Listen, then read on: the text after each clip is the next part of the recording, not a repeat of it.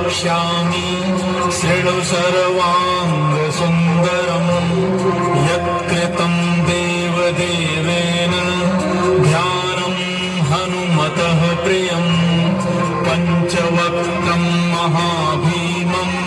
त्रिपञ्चनयनैर्युतम् बाहुभिर्दशभिः सर्वकामार्थसिद्धिदम् पूर्वं तु वानरं वक्त्रं कोटिसूर्यसमप्रभम् दंष्टाकरालवदनम्